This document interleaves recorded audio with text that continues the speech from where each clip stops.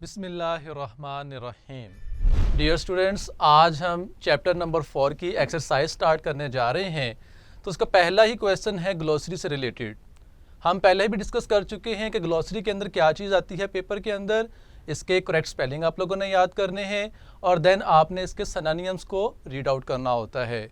So let's start. The first word is पैरेलस। पैरेलस means खतरनाक, dangerous.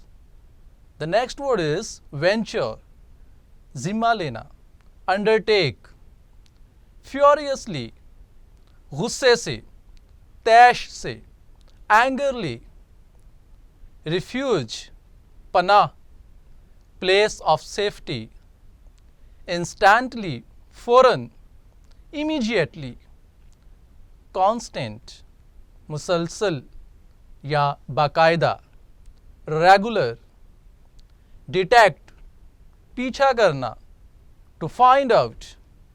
And the next word is ripe, पुख्ता, mature.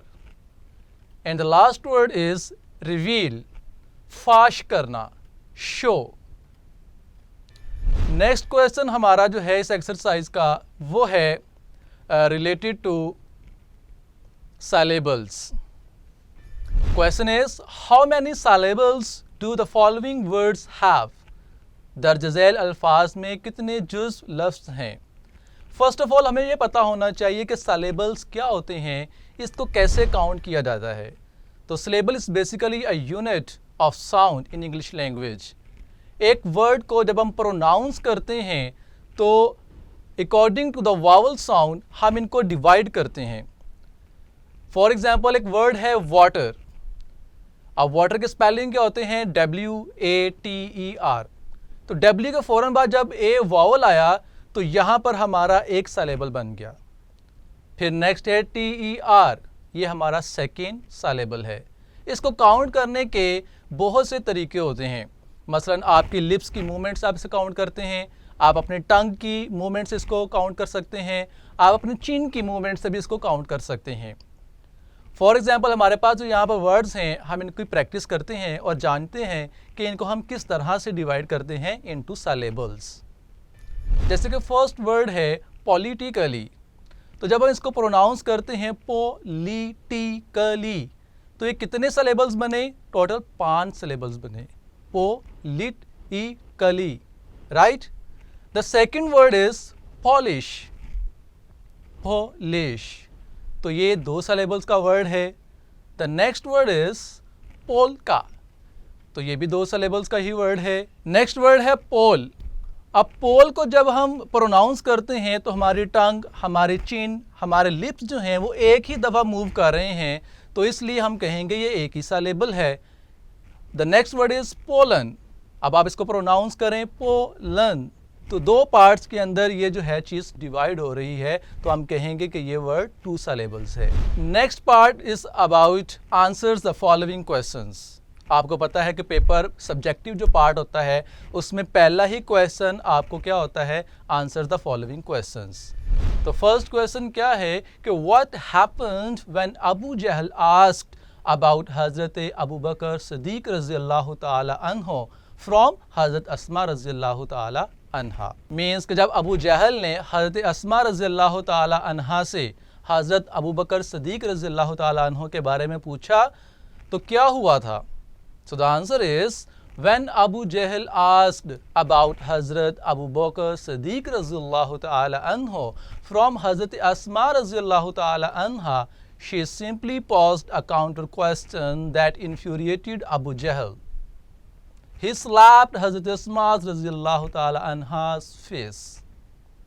जब अबू जहल ने हज़रत अस्मा रज़ियल्लाहु ताला अन्हा से हज़रत अबू बकर सिद्दीक रज़ियल्लाहु ताला अन्हु के बारे में दरियाफ़्त किया तो उन्होंने बड़ी सादगी से एक जवाबन सवाल किया जिसने अबू जहल को गुस्सा दिला दिया और उसने हज़रत अस्मा रज़ियल्लाहु ताला अन्हा के चेहरे मुबारक पर थप्पड़ रसीद कर दिया।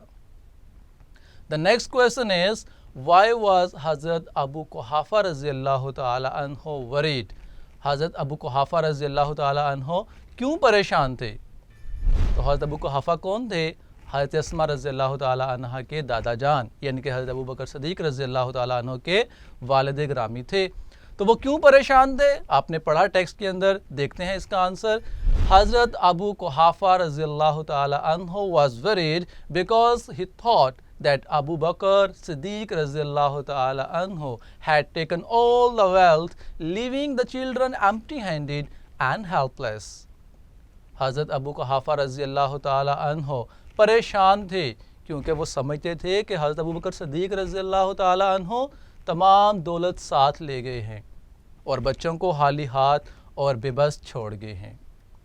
The next question is, how did Hazrat Asma रज़ियल्लाहु ताला अन्हा console her grandfather? हज़रत अस्मा रज़ियल्लाहु ताला अन्हा ने अपने दादा जान को किस तरह से तसल्ली दी? So the answer is, she gathered some pebbles and covered them with a piece of cloth.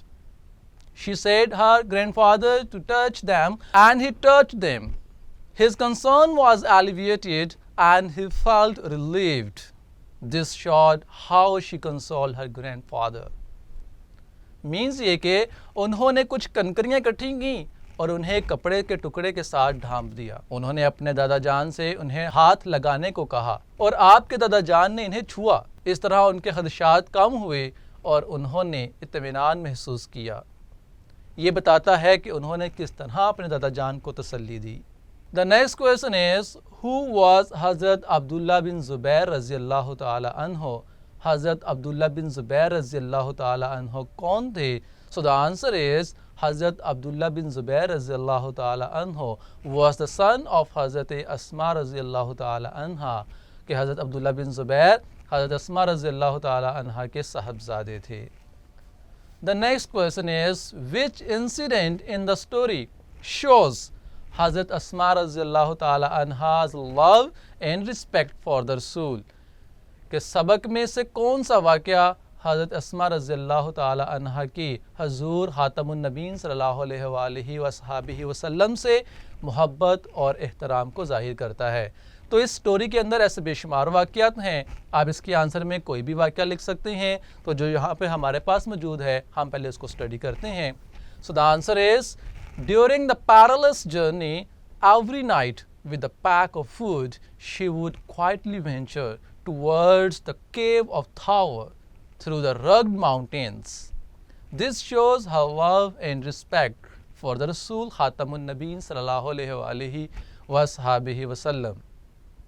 तर्जमा इसका कुछ यूँ है कि ख़तरनाक सफ़र के दौरान हर रात खुराक के पैकेट के साथ चुपके से उन दुश्वार गुजार पहाड़ों की जानिब जहाँ गारे सोर वाक़या है आप रवाना हो जाती। ये हजूर नबी करीम सल्लल्लाहु अलैहि वसल्लम के लिए उनकी मोहब्बत और एहतराम को ज़ाहिर करता है। Question number 6 is, which incident in the story shows the generosity of हज़रत अस्मा रज़ियल्लाहु ताला अन्हा?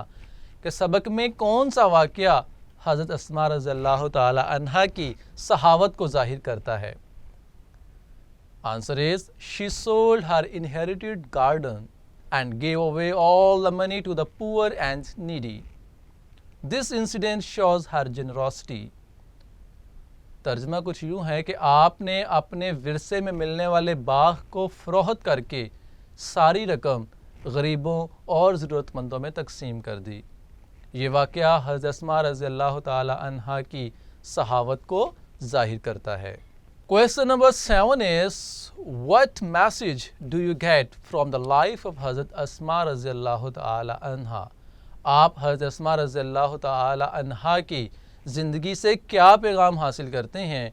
So the answer is, हज़रत अस्मा रज़ियल्लाहु ताला अन्हा's life shows love for हज़रत मोहम्मद ख़ातमुन नबीन सल्लल्लाहु अलैहि वसल्लम.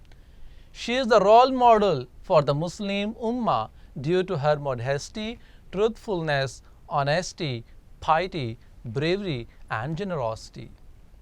कि हज़रत अस्मा रज़ियल्लाहु ताला अन्हा की ज़िंदगी हज़ूर नबी करीम सल्लल्लाहु अलैहि वसल्लम से मोहब्बत को ज़ाहिर करती है। वो पूरी उम्मत मुसलमा के लिए अपनी पाकदामनी, सच्चाई, ईमानदारी, पारसाई, बहादुरी और आला हिम्मत की वजह से नमूना है। And the last question is, her life would always be a beacon of light for all of us. How? कि उनकी ज़िंदगी हम सब के लिए चिरागे राह रहेगी. कैसे?